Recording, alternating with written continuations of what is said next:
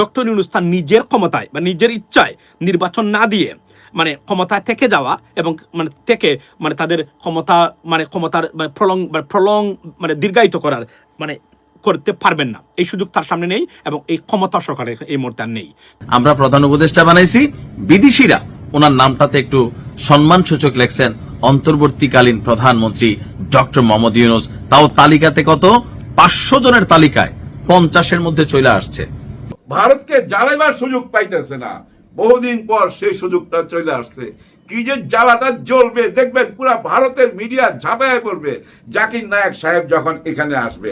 আমি তো মনে করি জাকির নায়েক সাহেবকে বাংলাদেশের নাগরিকত্ব দেওয়া উচিত। আসসালামু আলাইকুম, এবিসি টাইম নিউজে আপনাকে স্বাগতম। সুপ্রিয় দর্শক, আপনারা জানেন যে গত সোমবার নমিনেশন তালিকা ঘোষণা করা হয়েছে, আর সেটাকে কেন্দ্র করে মাদারীপুর সহ বিভিন্ন জেলাতে অগ্নিকাণ্ড হচ্ছে। আর এটা কারা করতেছে? BNP plus BNP. একজন নমিনেশন পাইছে, আরেকজন পায় নাই, সো হয়ে গেল। অন্যদিকে কি করবে? জামাত চম্পট মেরে দিবে। কেননা যে সাধারণ জনগণ কি চায়? সাধারণ জনগণ চায় যে বিএনপি জামাত তারা উভয়ে যদি একে অপরের সাথে যদি কন্দল করে, আর এটা কতদিন বের করবে। আর একটা আনন্দের বিষয় হলো যে এই নভেম্বর মাসের মধ্যেই ডক্টর জাকির নায়েক বাংলাদেশের সফর করবেন। কিন্তু সেই ক্ষেত্রে আমাদের পার্শ্ববর্তী দেশ ইন্ডিয়া, আমরা বাংলাদেশের জনগণ তাদের বড় বড় বিষয় নিয়ে মাথা না ঘামাইলেও ইন্ডিয়া কিন্তু আমাদের ছোট একটা বিষয় নিয়ে তারা মাথা ঘামায়। এটা হলো একটা বিষয়। কেননা যে ইন্ডিয়া আবেদন করেছে যে বাংলাদেশ যেন ডক্টর জাকির নায়েককে ওনাদের হাতে তুলে দেয়। বাংলাদেশ খেয়ে কাম নাই। কি আমাদের ইন্ডিয়ার সাথে সম্পর্ক? আমরা কেন তুলে দেবো তাদেরকে? কেন? বর্তমান বাংলাদেশের জনগণের কোটি কোটি মানুষের হৃদয়ের মধ্যে ডক্টর জাকির নায়েক গাথা আছে। আপনার কি মনে হয় যে বাংলাদেশের জনগণ ডক্টর জাকির নায়েক ইন্ডিয়ার হাতে তুলে দিবে? অবশ্যই আমাদের কমেন্ট বক্সে জানাবেন। সেই সাথে আমাদের চ্যানেলটি যারা সাবস্ক্রাইব করেছেন তাদেরকে অসংখ্য ধন্যবাদ। যারা এখনো চ্যানেলটি সাবস্ক্রাইব করেননি, ভালো লাগলে চ্যানেলটি সাবস্ক্রাইব করতে পারেন। সেই সাথে ভিডিওতে একটি লাইক দিয়ে চলুন দেখে আসি আজকের ভিডিওর বিস্তারিত। আমি ভাবতেও পারি না, নিশ্চয় আমার মতন অনেকেই ভাবতেও পারেন নাই যে ব্যারিস্টার রুমিন ফারহানা তিনি আসলে পদ হারিয়ে ফেলবেন। হচ্ছে আজকে সারা বাংলাদেশে বিএনপি তাদের যেই মনোনয়ন প্রত্যাশী যারা ছিলেন তাদেরকে আজকে সিলেকশন করেছেন। এখানে বেশ কিছু জিনিস চোখে আসছে। রুহুল কবির রিজভী তিনিও ভাই কোনো আসন থেকে আসলে মনোনয়ন পাননি। পাশাপাশি ব্যারিস্টার রুমিন ফারহানা পায়নি, দুদু ভাই পায়নি। একটু আশ্চর্যের বিষয় আমার লাগছে যে এটা আসলে কেন। তো আসুন দেখি আসলে কেন তারা পদ বঞ্চিত হলো। আবার ফজলুর রহমান সাহেব, বীর মুক্তিযোদ্ধা ফজলুর রহমান সাহেব, ওনাকে নিয়ে অনেক অ্যাক্টিভিটিস হয়েছে দল থেকে। এখনো তিনি সাময়িকভাবে তার পদ বহিষ্কৃত আছে, তারপরেও তাকে বিএনপি মূল্যায়ন করেছে। আমি এর জন্য ধন্যবাদ দেই, কারণ থাকে না তারা প্রথিতযশা বর্ষিয়ান রাজনীতিবিদ। এখন ব্যারিস্টার রুমিন ফারহানার ইস্যুটা এখানে সবচেয়ে বেশি আলোচিত, যে কেন তিনি আসলে দল থেকে ছিটকে পড়লেন। এটার মূল যে কারণটা সেটা হচ্ছে সাম্প্রতিক সময়ে বিভিন্ন টেলিভিশন টক শোতে তিনি বিভিন্ন বক্তব্য দিয়েছেন। এর মধ্যে একটা বক্তব্য দিয়েছিলেন, কোথাও না কোথাও বক্তব্যটা ঘুরে ফিরে হয়তো তারেক রহমানের উপরেই গিয়ে পড়লো কিনা আমি জানি না, যে যারা বাংলাদেশ থেকে গিয়ে অন্য দেশের সিটিজেনশিপ নেন বা পরিবার সেইখানে নিয়ে বসেন আর তাদের মধ্যে দেশপ্রেম আছে, এটা আসলে ভাই কোন রকমে বিশ্বাস করা যায় না। এই কথাটা ঘুরে ফিরে যেহেতু জনাব তারেক রহমান দীর্ঘদিন যাবৎ বাংলাদেশের বাইরে বসবাস করছেন, সম্ভবত এই কথাটা অথবা বিভিন্ন সময় সরকার পতনের পর বেশ কিছু কথাবার্তা বিএনপির রাজনীতিবিদরা বলেন। তো কারো কারো কাছে মনে হয় যে তারা কি আওয়ামী ঘেঁষা, আবার কেউ কেউ বলেন তারা তো উচিত কথাটা বলেন যেটা অন্যান্য নেতারা বলেন না। তো যেটা উচিত কথা হয়, কিছু কিছু কথা আছে এখন আওয়ামী লীগের পক্ষে চলে যায়। সেই জায়গা থেকেও কি ব্যারিস্টার রুমিন ফারহানা তিনি আসলে ছিটকে গেলেন, অথবা সাম্প্রতিক সময়ে বিভিন্ন টেলিভিশন টক শোতে ওনার যে বক্তব্য টোটাল সবকিছু মিলিয়ে উনি কি ছিটকে গেলেন? এখন আমার ধারণা বা ফেসবুকে যারা বিশ্লেষক আছেন, সমালোচক আছেন, এক একজন এক এক দৃষ্টিভঙ্গি থেকে এটাকে বিচার বিশ্লেষণ করছেন যে কেন আসলে রুমিন ফারহানা ছিটকে পড়েছেন। এখন অনেকে বলছেন যে ভাই আওয়ামী লীগের সময় তো তিনি এমপি হয়েছিলেন। দেখেন, আওয়ামী লীগের সময় মির্জা ফখরুল ইসলাম সাহেবও এমপি হয়েছিল, যদিও তিনি সেখানে যান নাই। আর তখন যারা সংসদে গিয়েছেন এটা বিএনপির সিদ্ধান্তের কারণেই কিন্তু সেইখানে গিয়েছেন। আবার এই যে দুদু ভাই বাদ পড়ছেন বা রিজভী কবির সাহেব বাদ পড়ছেন, বিএনপি আসলে এইবার এই ত্রয়োদশ জাতীয় সংসদ নির্বাচনে একটু তরুণদের, মানে তরুণ বলতে যাদের ধরেন 40 থেকে 60-এর কোঠায় যাদের বয়সটা আছে, তাদেরকে কিন্তু আসলে সিলেকশন করার জন্য ট্রাই করেছেন যে তরুণ নির্ভর একটা দল, নবীন প্রবীণ মিলিয়ে ঝিলিয়ে।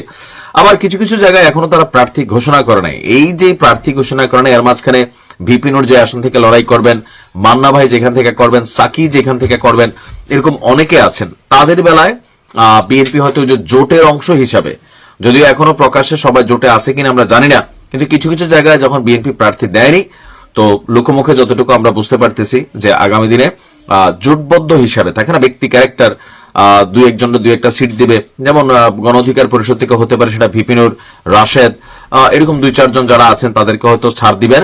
সেই কারণে বাকি আসনগুলোতে আপনার এখনো প্রার্থী দেওয়া হয়নি। তবে ইতিমধ্যেই বিএনপির এই মনোনয়নকে ঘিরে সারা বাংলাদেশের বিভিন্ন জায়গায় বিক্ষোভ হচ্ছে। আমাদের ঢাকা, কুমিল্লা, চট্টগ্রাম মহাসড়কে সেখানে আমরা দেখছি যে রাস্তার টায়ার জ্বালিয়ে, আপনার আগুন জ্বালিয়ে প্রতিবাদ করা হচ্ছে।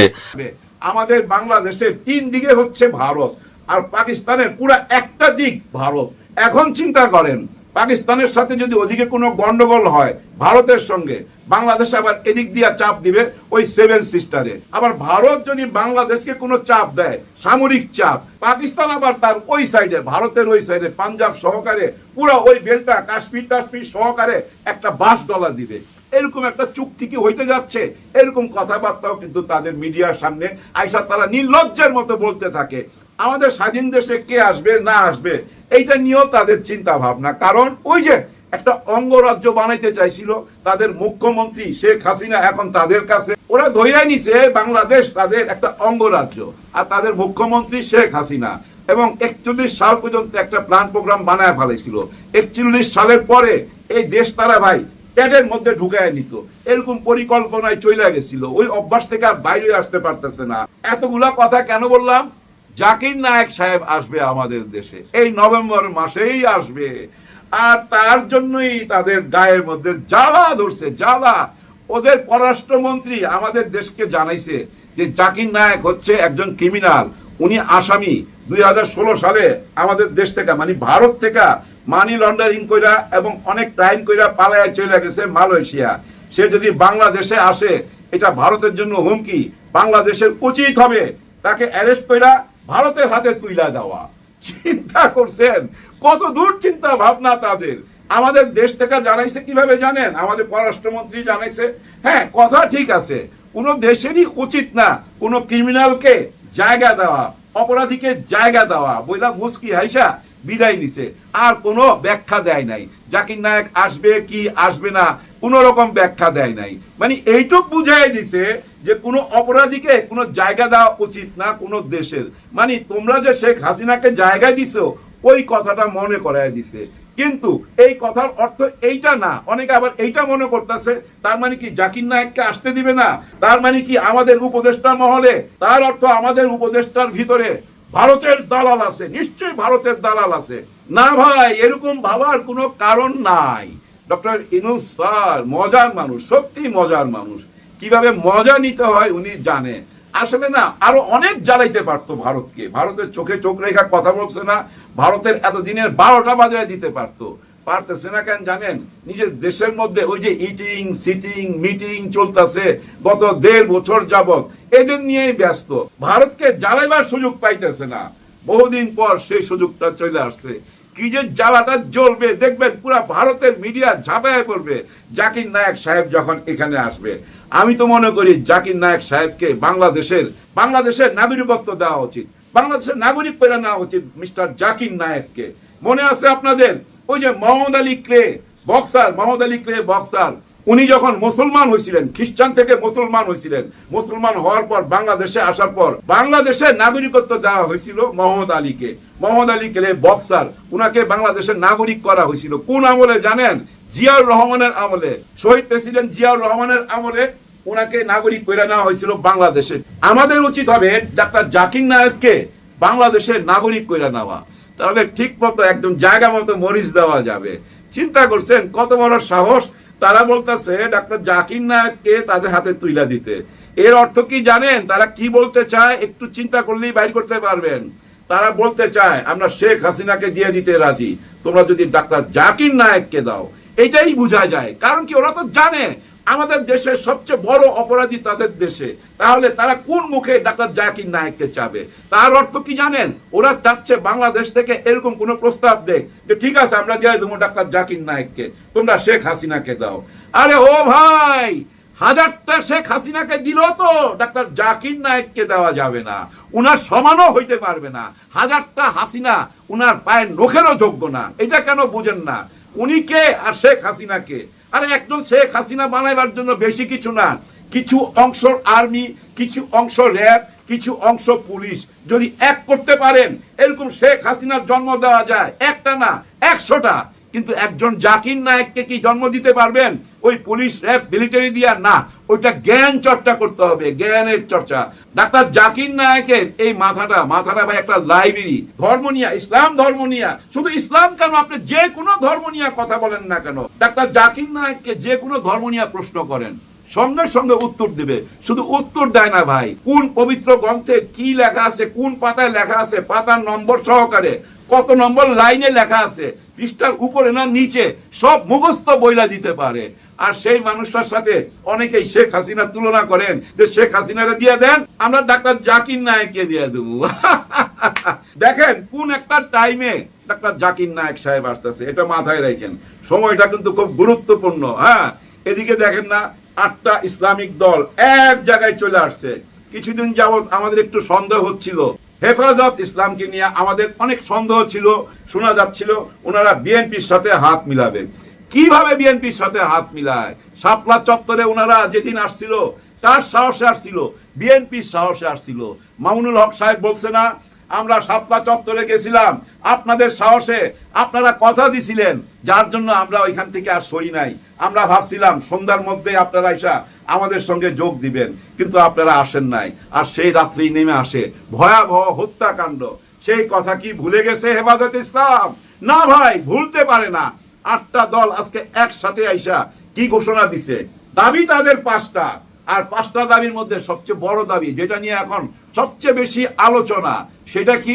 গণভোট হবে কিনা।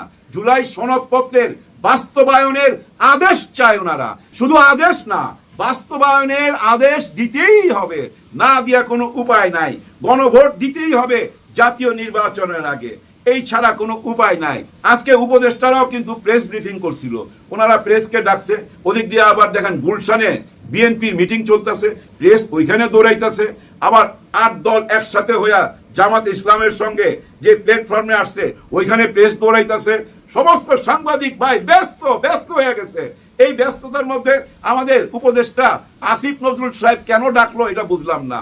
উনি ডাইকা শুধু বলল আগামী 1 সপ্তাহের মধ্যে সমস্ত দল যদি একসাথ হইয়া কোনো সিদ্ধান্ত না দেয়, তাহলে সরকারি একটা সিদ্ধান্ত নিবে।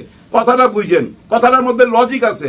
কারণ আপনারা সমস্ত দল মিলা তো আওয়ামী লীগকে সরাইছেন, এক প্ল্যাটফর্মে ছিলেন, একসাথে কাঁধে কাঁধ মিলায়া, হাতে হাত মিলায়া স্বৈরাচারের বিরুদ্ধে যুদ্ধ করলেন। তাহলে এখন কেন একসাথ হইয়া একটা সিদ্ধান্ত আসতে পারবেন না? আর যদি আপনারা সিদ্ধান্তে না আসেন, তাহলে আমরা 1 সপ্তাহের মধ্যে সিদ্ধান্ত দিয়ে দিব। এইটুকুই কথা বলছে। এইটুক কথা বলার জন্য এই সাংবাদিক ভাইদেরকে কষ্ট দেওয়া উচিত হয় নাই।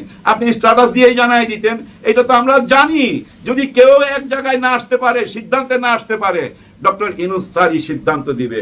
কারণ 3 বাহিনীর সাথে উনি বসছে না, বৈশাখ একটা সিদ্ধান্তে তো চলেই আসছে। 1 সপ্তাহের মধ্যে অনেক কিছু ঘটতে যাচ্ছে ভাই, অপেক্ষা করেন। হতাশ হবেন না, কেউ হতাশ হবেন না। আমার বিশ্বাস ওই যে বড় দল, দামি দল, হ্যাঁ দামি ভাবলে কিন্তু ওই যে প্রথম যে গল্পটা বললাম ওইটা মনে রাখেন, গরিব মানুষ কিন্তু মুখ ফিরায় নিবে। তাই দামি বলতে কিছু নাই, সবাই এক প্ল্যাটফর্মে চলে আসেন, জুলাই সনদপত্রের বাস্তবায়নের আদেশটা দিয়ে দেন। আর পিয়ার সিস্টেম, উচ্চ কক্ষের পিয়ার সিস্টেমে নির্বাচনটা দিয়ে দেন। ভাই দিতে অসুবিধা কি? সবাই মিলাই সংসদে যান না। পিয়ার সিস্টেম দিলে ভাই এই ছোট বড় দল যা আছে সবাই যাইতে পারবে। এই যে দেখেন আপনারা জোট করতেছেন, কেন জোট করতেছেন? বিভিন্ন দলকে সঙ্গে নিয়েই তো এই সংসদে যাইতে চাইতেছেন। তাহলে পিয়ার সিস্টেমে যাইলে অসুবিধা কি? এই যে জোট বানায় নিয়ে যাইবেন, এটা তো ভাই অনেকটা ওই যে জাতীয় পার্টির মতো, ওই যে জাতীয় পার্টির জিএম কাদের সাহেবের মতো বিরোধী দল জোট বানায়া সঙ্গে নিয়ে যাওয়ার কোনো দরকার আছে? কোনো দরকার নাই। যার যার প্রতীক নিয়ে সে নির্বাচন করবে, এবং সে যদি অল্প ভোট পায়, কম ভোট পায়, তার কম সদস্য যাবে এই সংসদে, যার বেশি ভোট তার দলের লোক বেশি যাবে সংসদে। অসুবিধা কি? সবাইকে নিয়ে এক জায়গায় বসা দেশটা চালাইতে অসুবিধা কি? এই নতুন বাংলাদেশের নতুন নিয়ম মানতে অসুবিধা কি? আগের নিয়ম মাইনা চললে তো ভাই কোনো কিছুই হবে না। ওই আগের সংবিধানে যা যা লেখা আছে ওগুলা মাইনাই তো শেখ হাসিনা স্বৈরাচার হয়েছিল। সংবিধানের বাইরে কি গেছিল? সংবিধান বাইরে যায় নাই। সংবিধান নিজের মতো কইরা তৈরি কইরা আইন পাস করে তারপরে স্বৈরা শাসক হয়েছিল। তাহলে ওই সংবিধানটা রাখবেন কেন? কোনো দরকার নাই। তার মানে কি ওই সংবিধানটাকে একটুখানি রদ বদল করতে হবে। আপনারা এই যে গত 1.5 বছর যা যা চিন্তা ভাবনা করছেন ওই চিন্তা ভাবনার ফসলটুকু তো এই সংবিধানে আনতে হবে, কিছু তো এখানে রদ বদল করতে হবে, না হলে নতুন বাংলাদেশ কিভাবে হবে? তাই না ভাই? অনেক রক্তের বিনিময় ভাই, অনেক রক্তের বিনিময় এই বাংলাদেশ।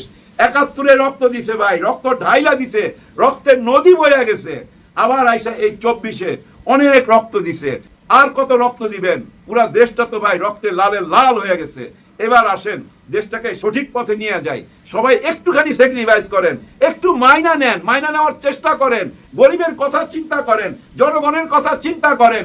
ওই আম জনতা কইয়া আসলেই তো আপনারা জনগণের আম বানায় ফেলাইছেন। হ্যাঁ, আম বানায় ফেলাইছেন। আম কেন বানাইছেন? ওই যে পাকা আম চুইসা যেভাবে আটিটা ফেলা দেয় এইভাবেই আপনারা জনগণকে আম পাবলিক বানায়া, আম পাবলিক নাম দিয়া আমের মতো চুইসা এই আটিটা বারবার ফালাইয়া দেন। এইটা কি আর হইতে দিব আমরা? না, আমরা হইতে দিব না। আমরা নতুন বাংলাদেশের জন্য যা যা করার তাই করব, এবং এই দেশটাকে যারা ভালোবাসবে তাদের সঙ্গেই থাকবো।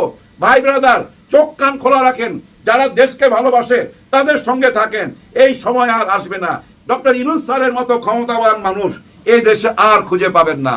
যারা নির্বাচিত হয়ে আসবে ভাই, তাদের ওই ক্ষমতাটা নাই যে ক্ষমতাটা ডাক্তার ইউনূস স্যারের কাছে আছে। উনার ওই ক্ষমতাটাকে কাজে লাগায়া আসেন সবাই মিলে দেশটাকে গড়ি। আপনারা একটুখানি চোখটা খুইলা দেখেন, এই মুহূর্তে 3 বাহিনীর প্রধান ডক্টর ইউনূস স্যারের সাথে, আইন বিভাগের সবাই ডক্টর ইউনূস স্যারের সাথে। এই যে আম পাবলিক যাদেরকে আটির মতো চুইসা ফেলায় দেন, ওই আম পাবলিকও ডক্টর ইউনূস স্যারের পক্ষে।